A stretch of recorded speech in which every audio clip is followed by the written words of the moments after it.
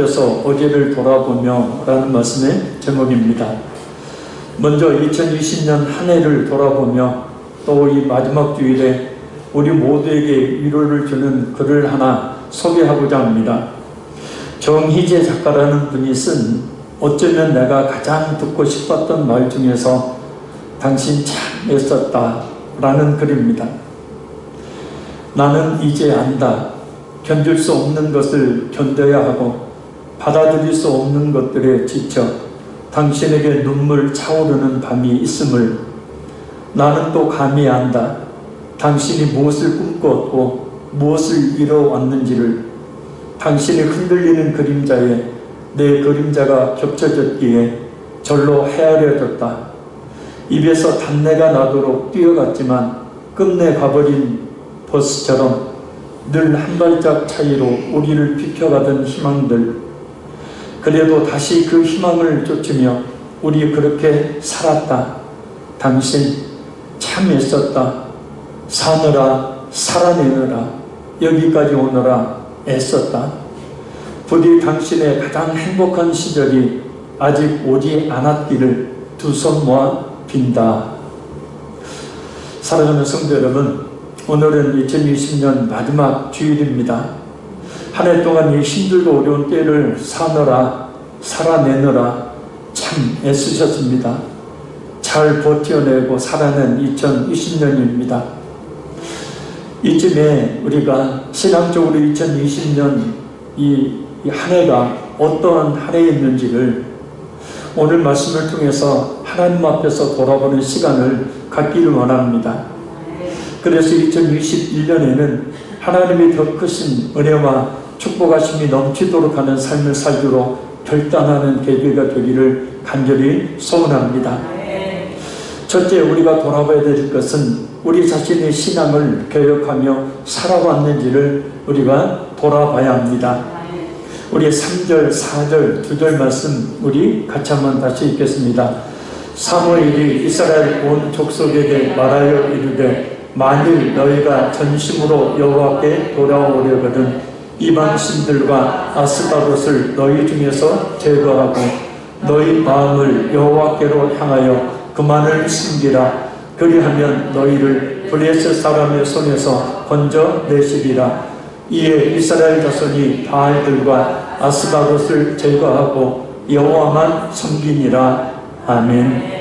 이스라엘의 영적 지도자였던 사무엘이 이스라엘 백성들에게 외쳤던 것은 전심으로 하나님께 돌아오라 라는 것입니다. 여기서 전심으로 라는 말은 너희 마음의 뿌리까지 완전히 라는 뜻입니다. 또 돌아오라는 말은 회복하다, 회개하다 라는 뜻입니다. 그래서 마음의 뿌리까지 완전히 이전에 하나님을 향한 신앙으로 회개하여 회복하라 라는 뜻입니다. 특히 돌아오려거든 이라는 말이 의미하듯이 분명 이스라엘은 하나님께로부터 떠나 있었습니다. 그러나 감사한 것은 돌아갈 하나님이 계시다는 것이죠. 하나님은 항상 우리를 향하여 그 긍휼의 팔을 벌리고 계시기 때문입니다. 그래서 우리가 우리의 신앙을 회복하여 늘 하나님의 그 품에 안기는 은혜 가운데 있어야 될 줄로 믿습니다. 오늘 본문을 보면 이를 위해 이스라엘 백성들은 신앙의 대개혁을 단행합니다. 개혁이라는 말은 제도나 체계 따위를 새롭게 뜯어 고침이라는 의미의 말입니다. 그래서 우리의 신앙을 늘 새롭게 뜯어 고쳐 왔느냐 하는 것입니다. 그것을 오늘 본문에서는 우상을 버리는 것이라고 말합니다. 우상을 제거해야 마음이 하나님께 향하고 그래야 하나님께 돌아올 수 있기 때문입니다. 그러니 먼저 이방 신들을 제거해야 합니다. 여기서 말하는 이방 신들이란 알지 못하는 신들이라는 의미입니다. 우리는 모르나 하나님은 아시는 우상, 우리는 우상이라고 생각하지 않으나 하나님은 우상이라고 생각하는 우상을 말합니다. 그게 뭘까요? 오늘 본문에서는 바알이라고 합니다. 이 바알은 최고의 남신으로 생산력을 상징합니다. 또한 농경신으로 풍요와 풍년을 가져다주는 신으로 숭배되었던 우상입니다. 이스라엘 백성들이 이 바알을 숨겼던 이유는 풍요로운 삶에 대한 동경 때문이었습니다. 그래서 바알을 섬기는 것을 우상을 섬기는 것이라고 생각하지 않았습니다. 그것은 당연한 인간의 어떤 욕망이라고 생각했기 때문입니다. 그러나 그것은 사람이 알지 못하는 신이었지 하나님은 분명히 알고 있는 우상이었다는 겁니다. 마치 어떤 사람이 잘못된 물질관을 가지고 신앙생활은 뒷전인 채 오직 물질만을 추구하며 왜 돈을 벌려고 하는 것이 물질이라는 우상을 섬기는 것이냐라고 말하는 것과 같습니다. 어떤 형상을 만들어 놓고 섬기는 것이 아니기 때문에 우상이라고 생각하지를 못하기 때문에 하는 말입니다. 그러나 골로새서 3장 5절 6절을 보면 이렇게 말씀합니다. 그러므로 땅에 있는 지체를 죽이라. 곧 음란과 부정과 사욕과 악한 정욕과 탐심이니 탐심은 곧 우상숭배니라. 이런 것들로 말미암아 하나님의 진노가 임하느니라. 아멘. 그러니까 그 음란이, 부정이, 그 사욕이, 악한 정욕이 곧 탐심이라는 거죠. 그리고 그 탐심은 곧 우상숭배라는 겁니다. 그것들로 말미암아서 하나님의 진노가 임하게 되었다는 겁니다. 오늘 본문의 이스라엘 백성들에게 임한 진노가 바로 그것이었죠.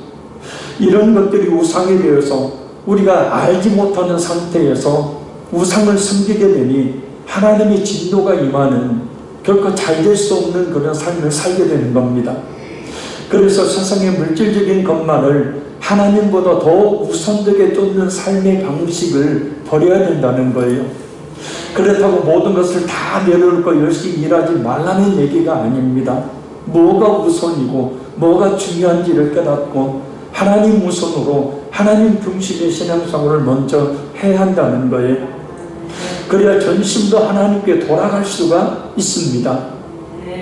버려야 얻을 수 있죠. 버리지 않고는 얻을 수가 없습니다. 지금 우리 자신의 마음을 한번 잘 돌아봐야 합니다.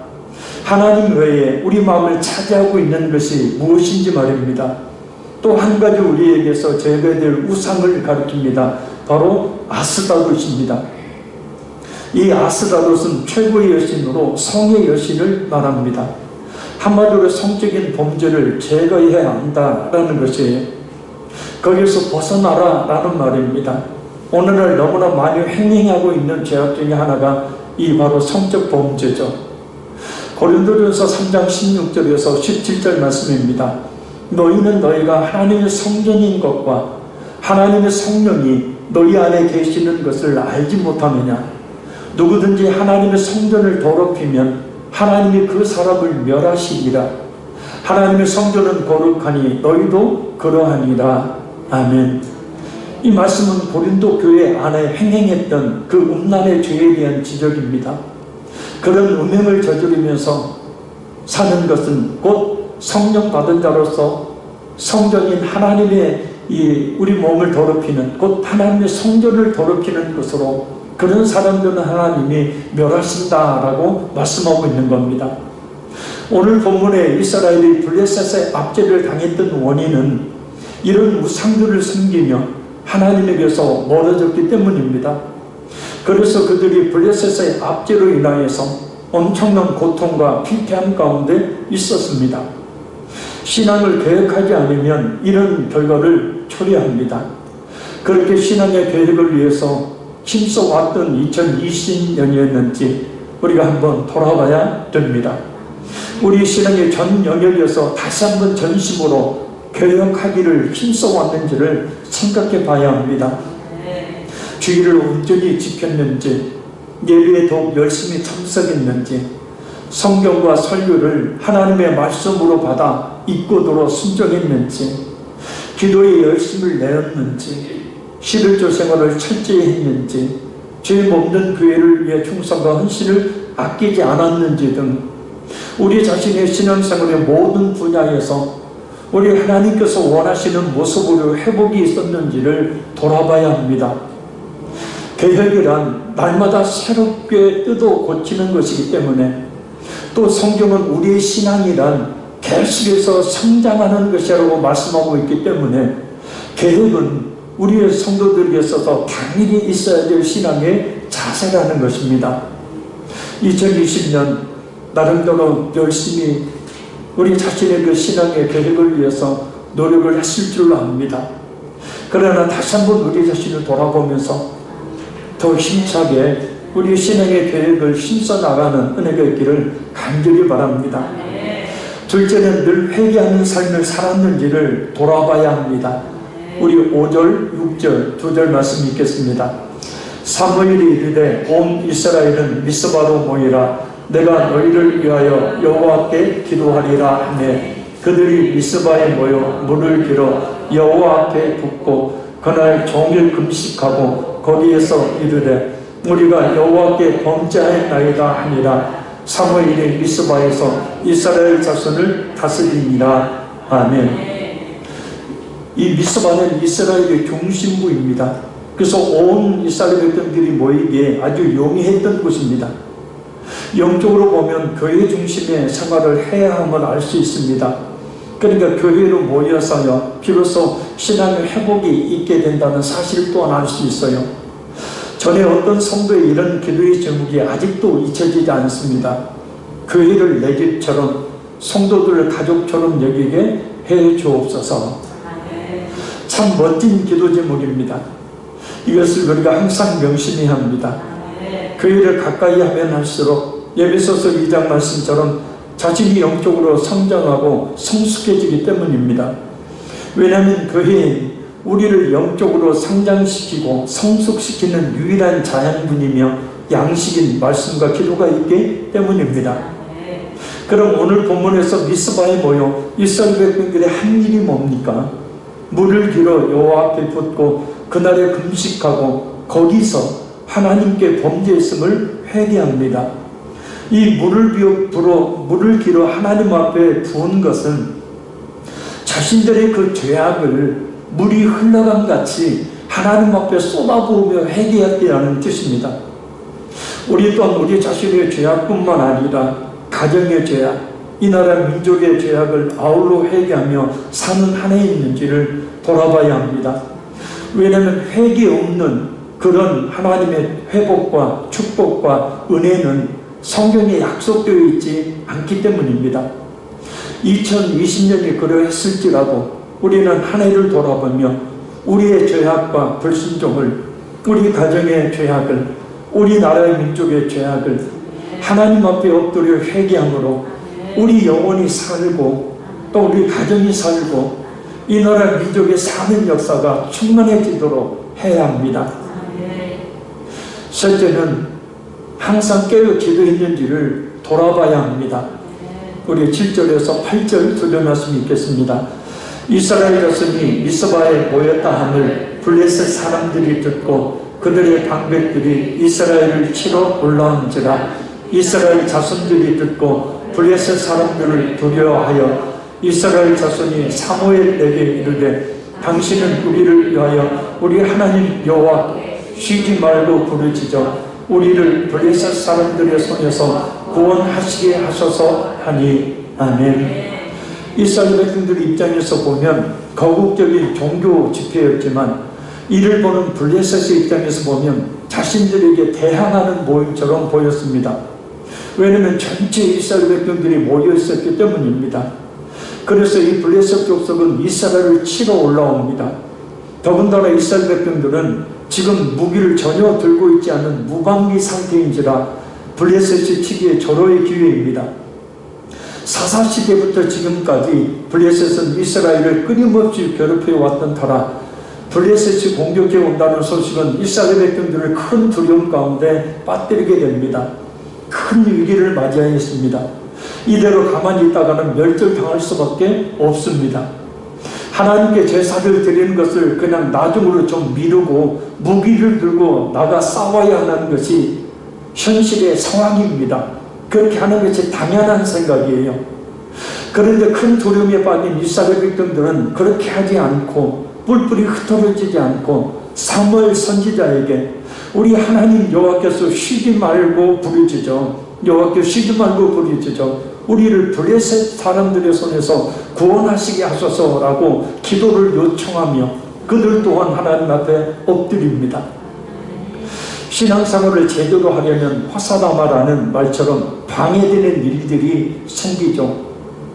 결심하고 주의를 온전히 지키니 당장 수입이 줄어들고 11조를 드리니 당장 물질의 착오가 생기고 한번 작정해서 기도 한번 해보려고 하면 꼭 기도하지 못할 그런 상황들이 만들어지죠.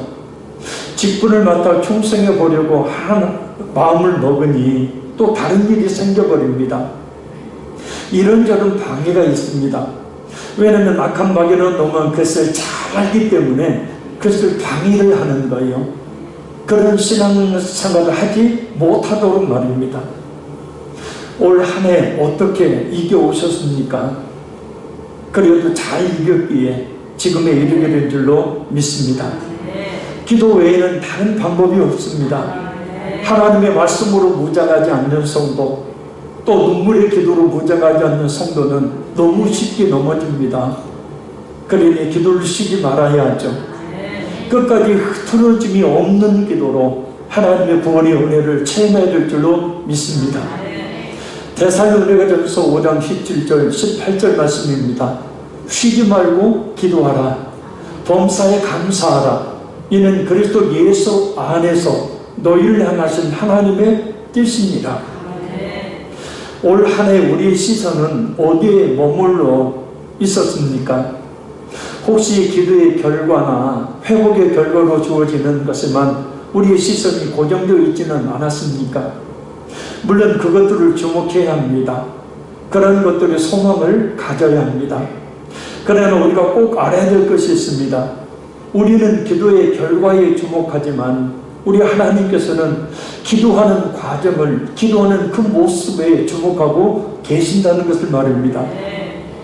기도하는 순간 하나님을 의지하는 그 마음을, 또한 기도함으로 인해서 거룩해지고 기도함으로 인해서 그 능력으로 시험을 이기고 인내하는 그 모습을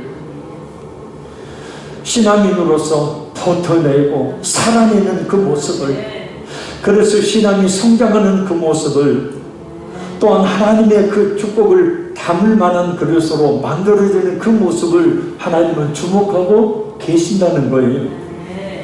우리가 바라고 원하는 것들은 하나님께서 주시고자 하면 언제든지 얼마든지 주실 수가 있습니다. 그러니 항상 기도함으로 주님을 의지하고 기도함으로 주님을 만나는 그 만남에 온 마음을 집중해야 합니다. 혹시 오늘 본문의 이스라엘을 끊임없이 괴롭혀온 블레셋처럼 우리에게 끊임없이 괴롭혀오고 있는 것이 혹시 있습니까? 이 시간 그 고질적인 그 죄악들이, 그 영적인 육체적인 질병들이 깨끗이 치유되기를 간절히 소원하고, 모든 가난과 모든 영적인 그런 고난, 고통들이 완전히 끊어지게 되기를 간절히 소원합니다. 그래서 모든 것들이 회복되는 역사가 이 시간 임하기를 간절히 바랍니다. 넷째는 예배 회복하기를 힘썼는지를 돌아봐야 합니다. 우리 9절에서 10절 말씀 읽겠습니다. 사무엘이 첫 먹는 어린 양 하나를 가져다가 온전한 번제를 여호와께 드리고 이스라엘을 위하여 여호와께 부르짖음에 여호와께서 응답하셨더라. 사무엘이 번제를 드릴 때에 블레셋 사람이 이스라엘과 싸우려 가까이 오매 그날에 여호와께서 블레셋 사람에게 큰 우레를 발하여 그들을 어지럽게 하시니 그들이 이스라엘 앞에 패한지라. 아멘. 저기 쳐들어왔는데도 이 사무엘의 태도를 보면 너무나 한가롭습니다. 어려운 문제에 부딪히면 발을 동동 구르게 되고 안절부절 못하는 것이 일반적인 모습인데, 더군다나 지금 끊임없이 자신들을 괴롭혔던 블레셋이 지금 쳐들어오는 상황인데, 아주 급박한 그런 상황인데도 전혀 동요하지 않고 하나님께 제사, 곧 예배를 드리고 있는 모습을 볼 수 있습니다. 기가 막힌 모습이죠. 온전히 하나님과의 관계 회복에만 집중하고 있는 것을 볼 수 있습니다. 전에 제가 산 기도를 할 때 마귀라는 놈이 직접 제 눈앞에 나타난 적이 있었습니다. 그때 갑자기 순간 두려움이 엄습해 오는데 너무나 큰 두려움이었어요. 근데 그때 성령께서 제 마음에 강하게 역사하셔서 저도 모르게 이런 얘기를 했습니다. 빨리 비켜. 저리 가. 나는 지금 하나님하고 이야기하기도 시간이 모자라. 저도 모르게 담대히 그 얘기를 하고 그러니까 잠깐 후에 보니까 옆에서 같이 산기도를 했던 밤에 집사님이 갑자기 소리를 지르는 거예요. 신비한 이 체험이죠. 그런데 말입니다. 생각을 한번 해보십시오.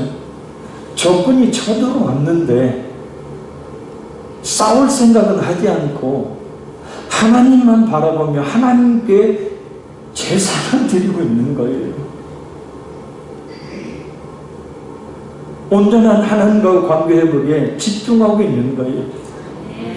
사무엘이 젖먹는 어린 양 하나를 가져다가 온전한 번제를 여호와께 드리고, 어린 양은 흠없고 점없는 순결을 상징하죠.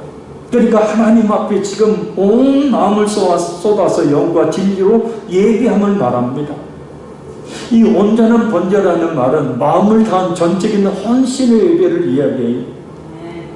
적이 쳐들어왔지만 전혀 개의치 않고 지금 이스라엘 백성들에게, 지금 사무엘에게 중요한 것은 적이 아니라 바로 하나님이시기 때문이에요. 하나님께 온전한 예배를 드리는 데만 집중합니다. 그러자 놀라운 일이 벌어져요. 예배를 드리는 사이 블레셋이 가까이 왔지만 하나님께서 직접 큰 번개와 우레를 바라셔서 그들을 물리쳐 주신 겁니다. 할렐루야. 우리는 이 말씀을 통해서 하나님께서 우리에게 요구하시는 것이 무엇인지를 알 수 있습니다. 하나님과의 관계가 온전히 회복만 된다면 우리가 당면한 문제는 하나님께서 친히 해결해 주신다는 거예요. 그러니 먼저 온전한 예배를 회복하기 위해 힘써야 됩니다. 기도가 우선입니다. 마음을 다해 예배하는 성도에게 하나님은 분명히 응답해 주시고 그 누구도 어찌하지 못하게 지키시고 보호해 주시는 겁니다. 하나님은 살아계셔요. 그래서 하나님께 집중하는 그 성도를 하나님은 어떤 고난 가운데서도 지키시고 보호해 주신다는 거예요. 신앙 우선이다, 예배 우선이다, 기도 우선이다, 늘 이렇게 성경은 강조하고 있지만 우리는 막상 삶 속에 살다 보면 우리 삶이 먼저고 그렇잖아요. 물론 바쁘고 그럴 만한 마음에 그런 여유도 없는 것이 사실이기는 합니다. 그러나 우리가 하나님께 온전히 집중하게 되어지면 분명히 하나님의 역사해 주신다는 거예요. 어떤 문제든지 하나님이 친히 해결해 주신다는 겁니다.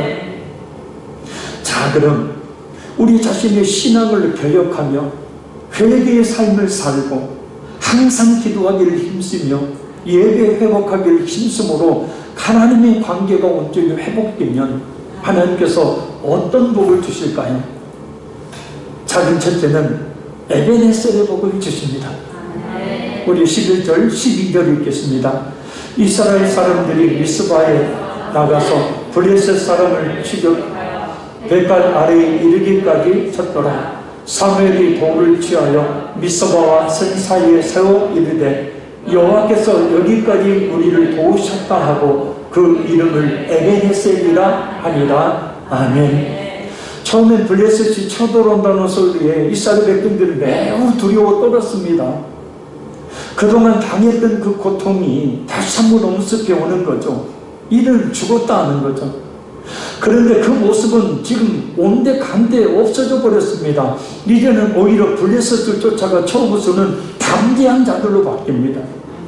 하나님 앞에서 이렇게 자신의 신앙을 개혁하며 회개의 삶을 살고 항상 기도하기를 힘쓰며 예배 회복하기를 힘쓰는 성도가 얻게 되는 믿음의 결과 하나님의 역사하심이죠. 예배에 성공하는 성도가 누리는 담대함입니다. 하나님에 대한 확실한 믿음이 생겼으니 이런 행동이 나올 수밖에 없는 거예요. 어떻게 그렇게 바뀌게 되었을까요? 바로 하나님께 예배 드림으로 말미암아 이렇게 바뀌게 된 것 아닙니까? 그래서 에베네셀, 곧 하나님께서 여기까지 함께 하심으로 도우신 거예요. 2020년 어떻게 되었든지 하나님께서 여기까지 인도해 주신 줄로 믿습니다. 그러지 않으셨다면 우리는 아마 이 자리에 있지 못했을 줄도 모릅니다. 코로나19로 인한 어려움으로 한 해가 힘든 상황이었지만 하나님께서 오늘 이 자리까지 인도해 주신 줄로 믿습니다.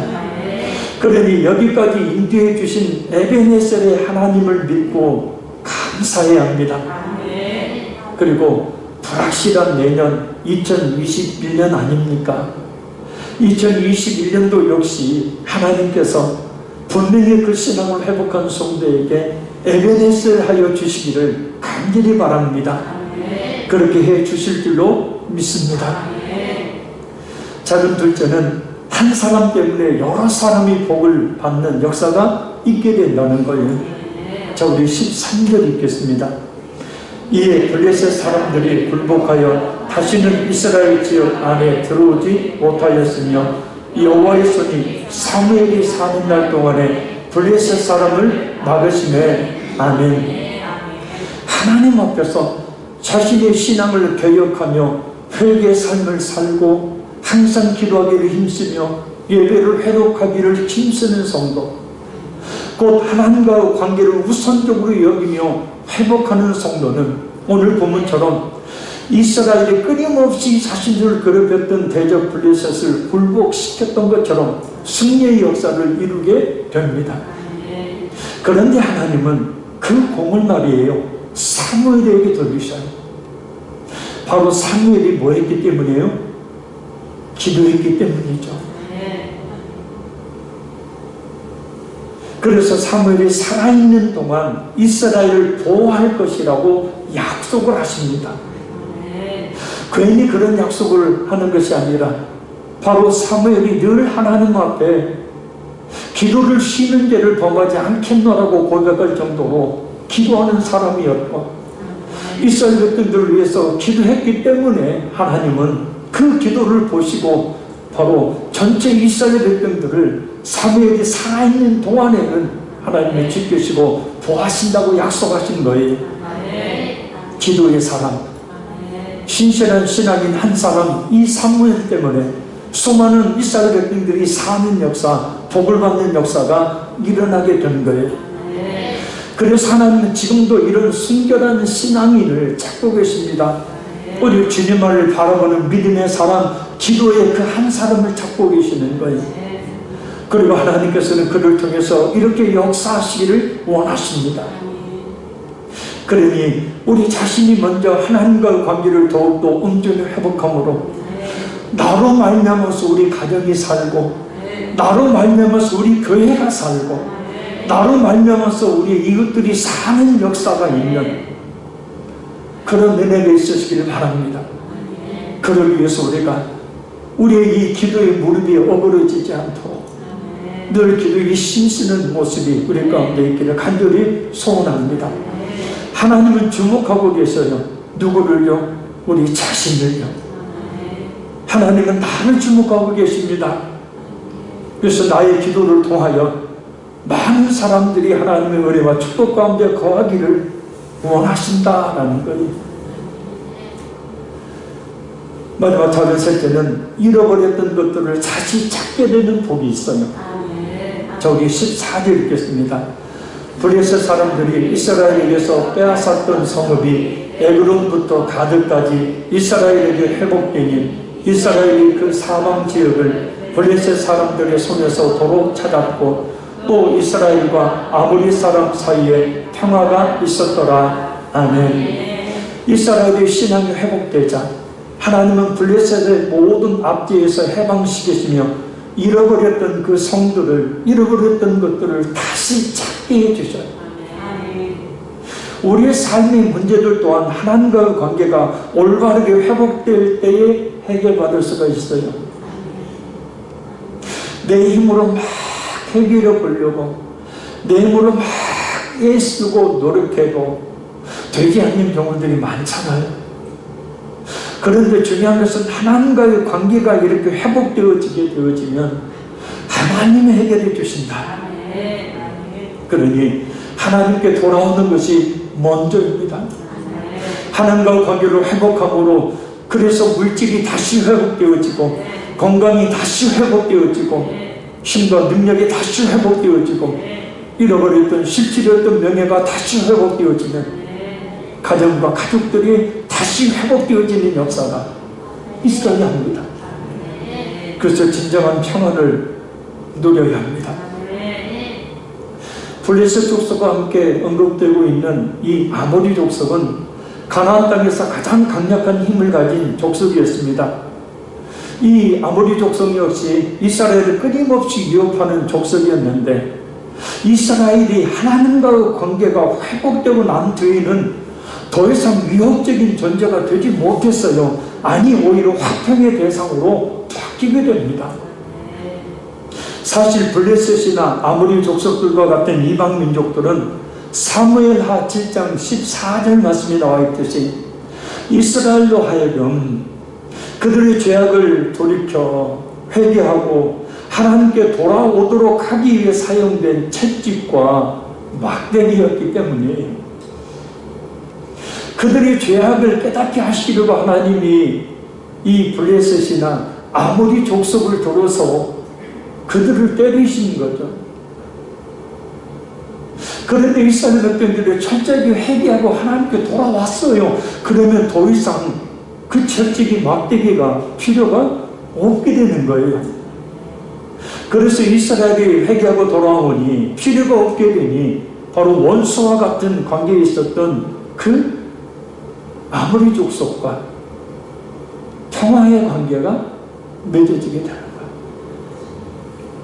그러니까 사람과의 대인 관계, 원수와 같은 대인 관계라도 우리가 먼저 하나님과의 관계를 온전히 회복하면 화평의 관계가 된다는 거예요.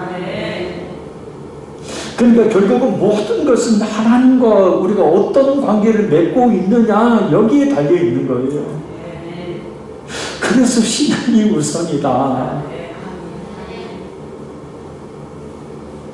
그러니 문제는요 우리 자신에게 있는 겁니다. 나를 괴롭히는 사람에게 있는 게 아니에요. 나를 힘들게 하는 사람에게 있는 게 아니에요. 철이 철을 날카롭게 함과 같이 친구가 그 얼굴에 빛나게 하느니라. 그러니까 어떻게 보면 가장 신뢰하고 믿고 의지했던 가까운 사람들이 때로는 등을 돌리고 때로는 상처나 고통과 아픔을 주는 사람으로 바뀌는 경우들이 있어요. 그럴 때 우리는 깊이 생각해 봐야 합니다. 인간적인 생각을 가지면 내가 너한테 어떻게 됐는데 네가 나한테 그럴 수가 있어 라고 말할 수 있겠지만 영적으로 보면 하나님이 나를 깨닫도록 하시기 위한 잠깐의 막대기나 채찍으로 사용하신 거예요. 그래서 우리가 하나님께 온전히 돌아와 그 관계를 회복하게 되어지면 사람과의 관계 또한 평화의 화평의 관계가 된다라는 것입니다. 그러니 이 시간 하나님과 관계를 더욱더 온전히 회복하려는 그런 생각을 갖고 그러므로 말미암아 모든 대인 관계가 회복되는 역사가 일어나기를 예수님의 이름으로 간절히 축복합니다. 말씀을 맺습니다. 우리는 이 세상에서도 분명히 하나님의 큰 은혜와 복을 받으며 살아야 합니다. 그러나 우리는 우리의 죄악으로 말미암아 그 복을 받지 못하고 우리의 불순종으로 말미암아 그 받았던 것들조차도 잃어버리는 경우들이 종종 있습니다. 그 잃어버렸던 것들을 다시 찾아 풍성한 삶을 살아야 합니다. 반면교사라는 말이 있죠. 극히 나쁜 면만을 가르쳐주는 선생이라는 뜻이에요. 따르거나 되풀이해서는 안 되는 나쁜 본보기로서의 사람이나 이를 이루는 말입니다. 이 이스라엘 백성들의 예를 또 올 한 해를 반면교사로 삼아서 2021년에는 하나님의 크신 축복하심이 있도록 하나님 앞에서 신앙을 배역하며 살아왔는지 회개하는 삶을 살아왔는지 깨어 기도하는 삶을 살아왔는지 예배를 회복하는 삶을 살아왔는지를 돌아보며 그 신앙을 다시 회복함으로 2021년에는 더욱더 복된 한 해가 되도록 우리가 만들어내야 합니다. 그러면 하나님이 함께 하심으로 에베네셀의 복이 있습니다. 우리 한 사람 때문에 가정과 많은 사람들이 잘 되는 복이 있습니다. 잃어버렸던 것들을 다시 찾게 되는 복이 있고 모든 대인관계에 확장의 복이 있게 되어집니다.